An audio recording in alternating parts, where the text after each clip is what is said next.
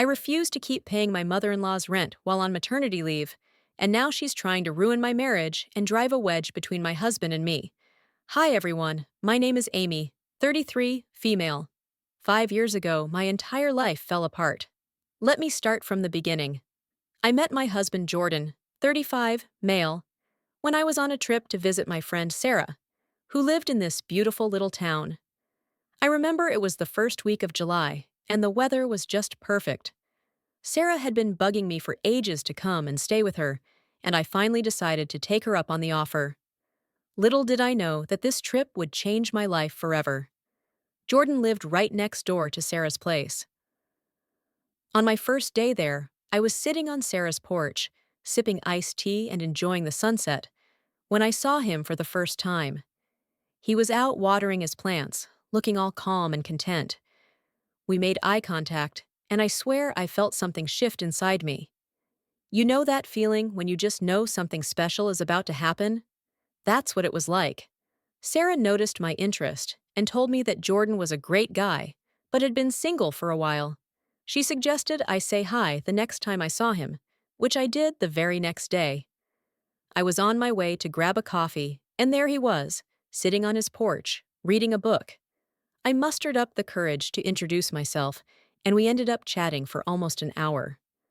We talked about everything, from our favorite books to our love for hiking. It was so easy to talk to him, like we had known each other for years. As my trip was coming to an end, I started feeling sad about leaving. On my last night there, Jordan and I went out for dinner. It was nothing fancy, just a cozy little restaurant by the lake. But it was perfect. We talked about our lives, our dreams, and what we wanted for the future. When he dropped me off at Sarah's place, we shared our first kiss. It was like something out of a movie, fireworks, butterflies, the whole shebang. After I got back home, we kept in touch through calls and texts. It wasn't long before we were spending hours on the phone every night, talking about everything under the sun. We decided to give long distance a shot, and for the next few months, we made it work. We visited each other as often as we could. He came to see me in my city, and I went back to visit him whenever I could. Those weekends together were the highlight of my life at the time. As time went on, the distance started to become more and more challenging. We were both miserable whenever we had to say goodbye, and it was getting harder to be apart. So, after about a year of long distance, I started looking for jobs in his city. I was lucky enough to find a great opportunity, and I decided to take the plunge and move there. The one thing in our relationship that I felt was weird was his relationship with his mother, Pam, 57, female. Now, here's the thing about Pam and Jordan's relationship: they are very close.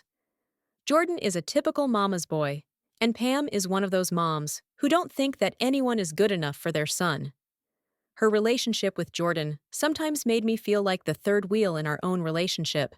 One of the first instances that made me realize how close they were was when I had just moved in with Jordan.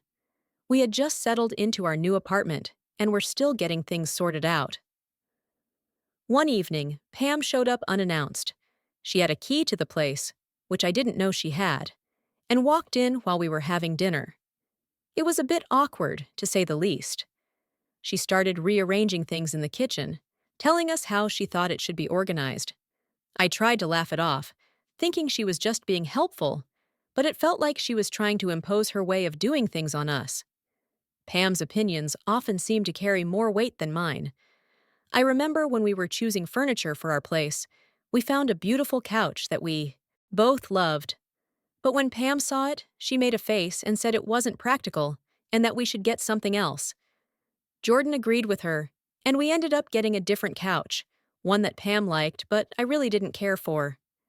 It was frustrating because I felt like my opinions and preferences were being overshadowed by hers. After Jordan proposed, Pam almost became hostile towards me. While I was planning my wedding, she tried to take over and control everything, but I stood firm and was able to have the wedding of my dreams.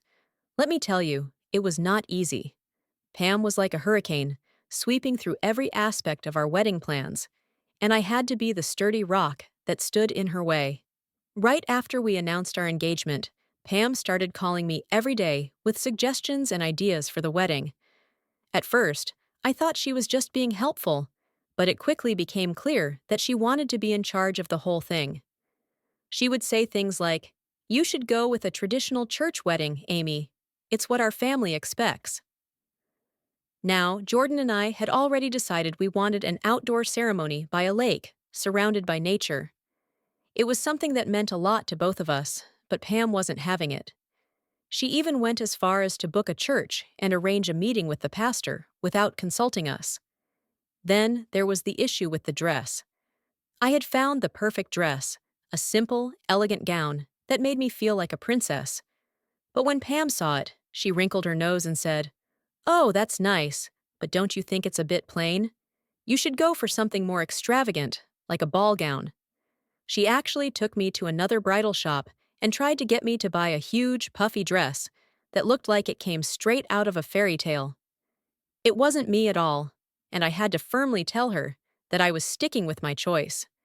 She looked so disappointed, but I wasn't going to let her guilt me into changing my mind. On the day of the wedding, Pam tried to take over the coordination of everything. She was telling the photographer where to set up, instructing the band on what to play, and even trying to rearrange the decorations. At one point, I had to take her aside and politely but firmly tell her that we had everything under control and that she should just relax and enjoy the day. It was tough, but I was determined to make sure that our wedding reflected who we were as a couple, not her vision.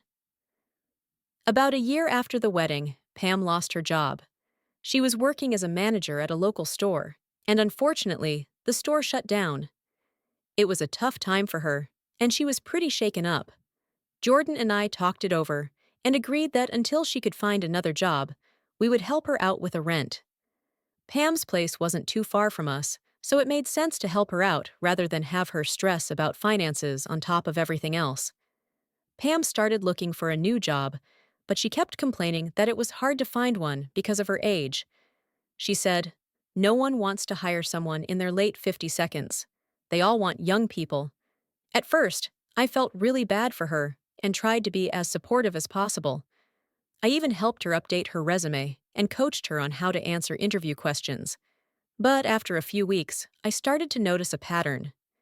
Every time she went for an interview, she would come back with a story about how the interviewer didn't seem to like her, or how the job wasn't a good fit because the company seemed too disorganized.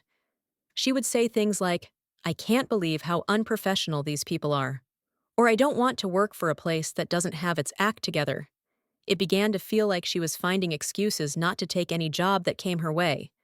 A year passed, and Pam still hadn't been able to get a job. We were still continuing to pay her rent, and it was starting to really take a toll on our finances. But then things changed in a big way. I found out I was pregnant. It was the happiest day of my life. I had always wanted to be a mother, and knowing that I was going to have a baby made everything seem brighter. Jordan and I were over the moon with excitement, and we started preparing for our little one's arrival right away. When I was about 8 months pregnant, I decided it was time to take my maternity leave. I worked in sales, and while I still received my basic salary during my leave, my main source of income was from commissions, which stopped as soon as I went on leave. This meant our income took a significant hit, and things got a lot tighter financially. We had savings, but they were dwindling fast, and we needed to make sure we had enough to cover any unexpected expenses that might come up with the baby.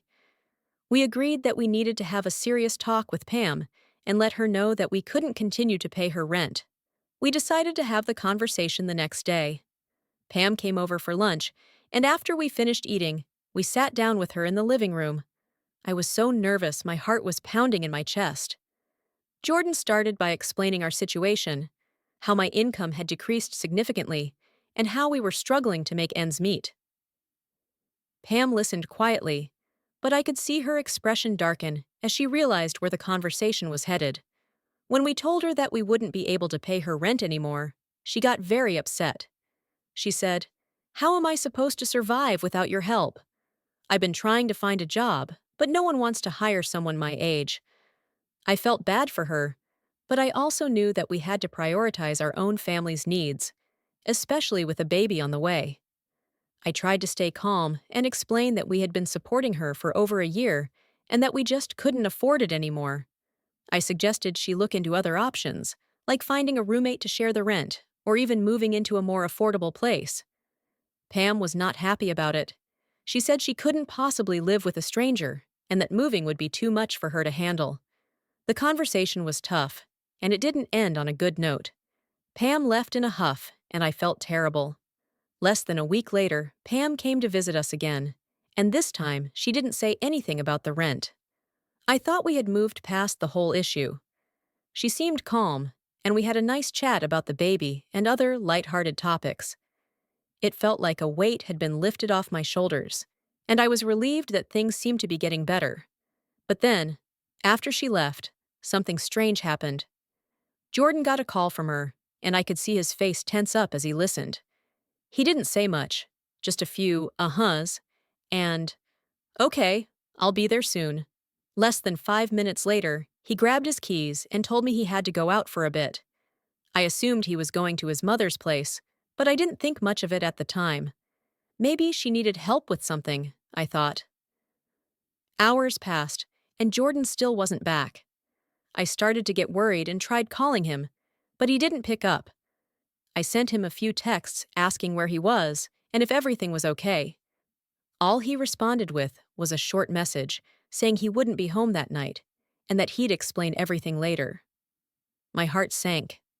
I couldn't understand why he wasn't coming home or what could be so important that he needed to stay out all night. The next day, I had an important prenatal appointment. Jordan was supposed to accompany me, but he didn't show up, so I went alone. Everything went fine at the appointment, and I was looking forward to sharing the updates with him. But when I got back home, I was greeted by a shocking sight. My stuff was on the porch. Clothes, books, everything. There was a note taped to the door from Jordan. It said he knew I cheated and that he wasn't the father of the baby. My heart sank, and I felt a wave of panic wash over me. I tried to get inside, but the locks had been changed. How had he managed to do all this so quickly? It was like my world had turned upside down in an instant. I didn't know where to go, so I went to my friend Sarah's house. She lived right next to us, and I hoped she could help me figure out what to do. When I knocked on her door, she took one look at me and knew something was terribly wrong. She let me in, and as soon as I started telling her what had happened, she was just as shocked as I was. Sarah said she had heard some commotion earlier, but hadn't paid much attention to it. She had no idea what was going on either. I tried calling Jordan, but he didn't pick up. My mind was racing, trying to make sense of everything. Then, out of nowhere, I received a text message from Jordan. It was a picture of me standing at our front door with a man. I was smiling, and the guy was handing me something. I remember this guy. He was a colleague who had come over a few times to get my signature on some work document. Nothing inappropriate had happened. He was just a coworker. Who could have taken this photo? I was so confused and hurt. I texted Jordan, trying to explain that the man in the picture was just a colleague from the office and that nothing had happened between us. But Jordan didn't believe me. He just replied, saying he wanted a divorce and that he couldn't trust me anymore. It felt like a dagger to the heart. I couldn't believe it took so little to destroy our relationship. Trust me, I tried my best to explain everything and reassure him, but it was like he had already made up his mind. Something had changed in him, and he wasn't ready to listen to me at all. A few weeks later, I was still living at Sarah's house. I was trying to keep myself together, but it was hard with all the stress and uncertainty hanging over me. I did make plans to move back to my parents' place for a while to get some stability, but I couldn't travel right now because of how far along I was in my pregnancy. It just wasn't safe for me or the baby. I needed help, so I asked my mom to come and stay with me. She flew in the next day, and it was such a relief to have her by my side during this difficult time. My mom helped me find a small apartment nearby. It wasn't much, but it was a place where I could start over. I used what little money I had saved to sign the lease, and my parents generously loaned me some money to help with the baby's expenses. They have been my rock through all of this, and I couldn't have made it without them. It was a humbling experience relying on my parents like this, but I was grateful for their support. I had to deliver my baby without my husband. My mom was there, but I still felt so alone. After a month, I was still trying to reach out to Jordan, texting him, sending him photos of our baby boy, and doing everything I could to make him believe that he was the father. I kept telling him that we could get a paternity test and that all I needed was a sample of his hair, but he wasn't even willing to try that. It was like he had completely shut me out. Then, one day, out of the blue, he sent me divorce papers. I was furious and heartbroken at the same time. I didn't know what to do. I felt so helpless and abandoned. I didn't have any other option but to hire a lawyer. I thought, if Jordan doesn't want to accept his son, then fine. We don't need him. I was determined to move forward for the sake of my son. The lawyer was very supportive and helped me navigate the whole process. I decided to include a clause in the divorce papers stating that Jordan was relinquishing his rights as a father.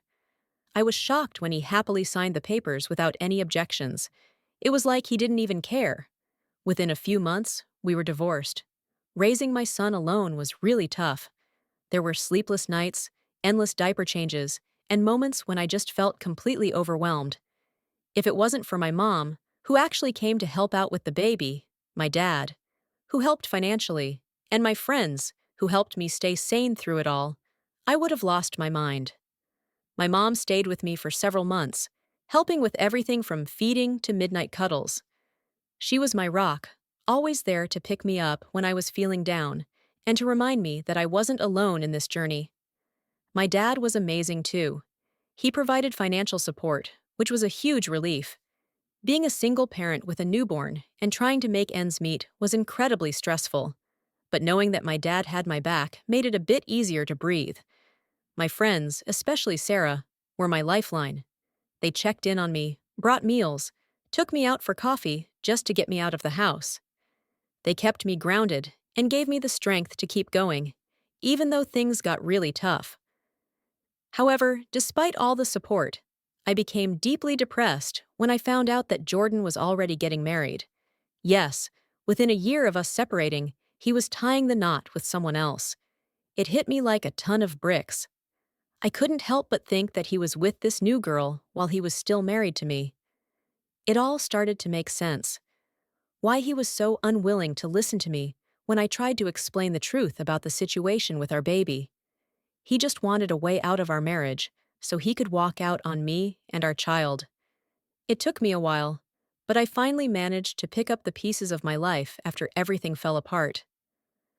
After Jordan kicked me out and filed for divorce, I leaned heavily on my parents and friends for support. They helped me find a small apartment where I could settle in with my newborn son. Financially, things were tough at first. I had to get back to work soon after giving birth. Despite the challenges of being a single mom, my parents helped out with childcare, and gradually, I was able to stabilize our situation. It was hard juggling work and motherhood, but every smile from my son made it all worth it. A few years down the line, I attended a work conference where I met Austin, 33, male. We hit it off instantly, but I was cautious after everything I had been through. He was patient and understanding, never pushing me to open up before I was ready. We started spending more time together, and before I knew it, I was falling for him deeply. Austin was different from anyone I had ever known. He was supportive of my past and was genuinely interested in building a future together. He treated my son as his own, which meant the world to me. After dating for a while, we decided to take the next step. Last year, we got married at a beautiful outdoor ceremony hosted at a friend's property. It was an intimate affair with close friends and family. Walking down the aisle with my son and Austin waiting at the end was a moment I'll cherish forever. It felt like we had finally become the happy family I had always dreamed of. Since then, life has been good to us. Austin and I continue to support each other through thick and thin. He's been a wonderful father figure to my son, and seeing them bond melts my heart every day. We've created a loving, stable home where my son can thrive, and I couldn't be more grateful. Last month, out of the blue, I received a text from Jordan. Honestly, seeing his name pop up on my phone brought back a flood of emotions, anger, hurt, and a touch of curiosity. I didn't respond and immediately blocked his number. I thought that would be the end of it, but then things took an unexpected turn. A few days later, I heard a knock on my door. To my shock, there stood Jordan. I hadn't told him where I lived, so I had no idea how he found me. He asked to talk, saying he just wanted a few minutes of my time. I was hesitant, but eventually I let him in, setting a strict time limit. Jordan started by saying he wanted to see our son and be a family again. My initial reaction was disbelief. After everything that happened, being accused of cheating, getting kicked out, and then the divorce, it was a lot to process. I was shocked and honestly pretty angry. I reminded him of everything he put me through, accusing me of cheating, kicking me out, and then divorcing me. I told him our son already has a father, my husband Austin, who legally adopted him after we got married. Jordan didn't take this well at all. He argued that Austin is just a stepdad and not our son's real father. Things got heated, and I had to remind Jordan that he willingly signed away his parental rights during our divorce. He got even angrier and refused to leave, insisting on meeting our son. I felt so cornered that I threatened to call the police if he didn't go. Eventually, he left after banging on the door for a while. Since then, Jordan has been bombarding me, my mom, and my friends with calls and messages. I'm feeling overwhelmed and unsure of how to handle this situation. It's like he's trying to force his way back into our lives after abandoning us. Has anyone here been through something similar? Any advice on how to handle Jordan's persistence without putting my family's peace at risk would be greatly appreciated. Thanks in advance for your help. Update 1. Hey everyone, I wanted to update you on what's been happening since I last posted. First, thank you all for your support and suggestions. It really means a lot to me. After Jordan showed up unannounced and started harassing us, I decided to seek legal advice. I contacted a lawyer and explained the whole situation to her. She assured me that legally, Jordan has no rights to my son.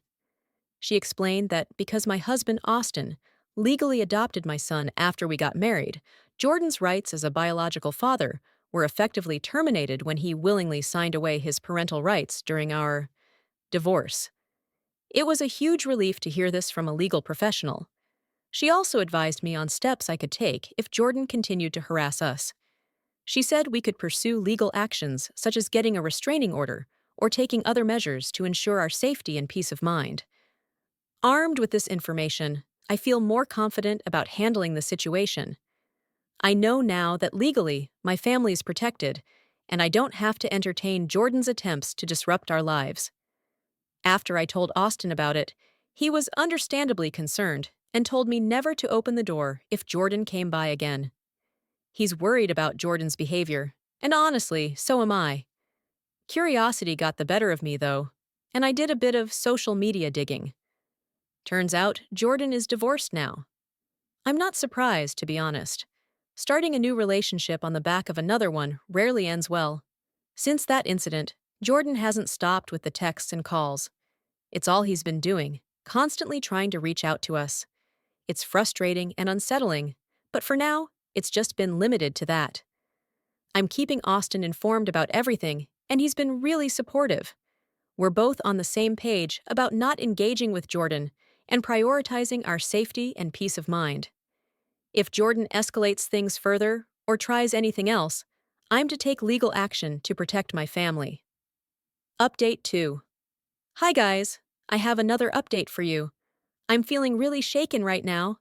I was at the park with my son earlier today, just enjoying some time outdoors. And then, out of nowhere, Jordan showed up. I couldn't believe it. At first, I froze for a moment, not sure how to react. Jordan approached us and tried to talk to my son. I immediately stepped between them, shielding my son from Jordan. I told him firmly to leave us alone and that he had no right to be here or to approach my son. Jordan was persistent, though. He started saying things like how he wanted to see his son and be a family again. It was incredibly unsettling to hear him talk like that after everything that's happened. I could feel my heart racing, and I was scared about what he might do next. I tried hard to stay calm but firm. I told him that if he didn't leave immediately, I would call the police. I could see the shock and anger on his face, but I didn't back down. My priority was protecting my son and ensuring our safety. After what felt like an eternity, he finally backed off. He muttered something under his breath and walked away, but he kept looking back at us as he left the park. I stayed there for a while, just trying to process what had happened and calm my nerves. When I got home, I immediately called Austin and told him everything. He was furious and worried, but he reassured me that we would take whatever steps necessary to keep us safe. He insisted that I should have called the police right then and there, but I was so caught off guard that I didn't think of that. Now I'm feeling scared and anxious about what might happen next. Jordan's behavior is becoming more unpredictable and aggressive, and I don't know how to handle it. I'm seriously considering getting a restraining order to protect my son and myself from any further encounters. Update 3. Hi everyone. I wanted to give you all an update on what's been happening with Jordan. It's been a roller coaster, but I think things might finally be settling down. After the incident at the park, where Jordan showed up unexpectedly, I realized I couldn't keep living in fear of him. So, I made a decision. I sent him a firm text message and told him that if he wanted to see his son, he needed to get a lawyer and we could discuss things through legal channels. I didn't want any more surprises or confrontations. I also made sure to have my lawyer with me when we met. Austin was there too, standing by my side. It was important to have that support. When Jordan and his lawyer arrived, we had a serious discussion. My lawyer clearly laid out the situation. Jordan had no legal rights to my son. She made it clear that any further attempts to contact me or my son would result in legal action, including involving the police if necessary. I think the formality of the meeting and the strong stance from my lawyer might have finally made Jordan realize the seriousness of the situation. Since then, he hasn't tried to contact me again. It's been quiet, and for that, I'm incredibly relieved. Of course, I'm still cautious. I don't know if this saga with Jordan has truly ended, or if he might try something else in the future. But for now, I'm taking it day by day and focusing on moving forward with my family, Austin, and my son. I want to thank you all for your support throughout this challenging time. Your advice and encouragement have meant the world to me.